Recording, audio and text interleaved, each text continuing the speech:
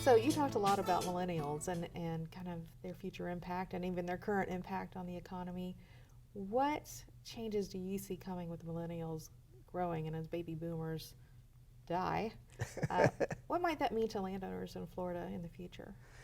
Yeah, so it's an interesting question. So I have two millennial daughters. I have kids 8 to 23, and I have two millennial ones, so they always are giving me grief, so I have to give them grief back. So the first thing is the millennials actually outnumber us baby boomers. So they're going to be able to, whatever way they want to have it, they're going to have their own way. And so us baby boomers better get used to it.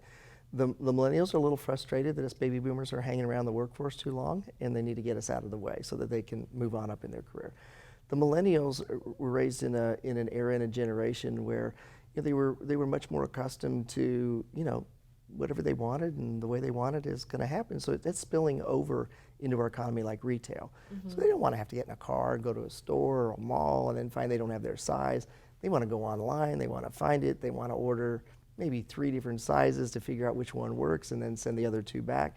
And so it's really a generation of the way they want it is the way it's going to be. And so every segment, whether it's buying cars, buying houses, consuming land, consuming groceries, they're going to have a big influence on that. And that's going to ripple effect down. So one impact on land is look at the millennials. They don't want to live in the suburbs. They don't want commutes.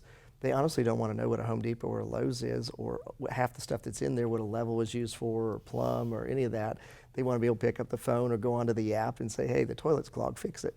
My millennial daughters have no idea what is behind that big white casket type thing behind the toilet and that there's equipment behind there that makes the toilet actually work. They have no clue at all. They don't want to know what's going on. So I joke a little bit that the baby boomers better pay attention to the millennials entering the workforce. They vote now. They are in the workforce. They're making big decisions. They're ascending into critical roles.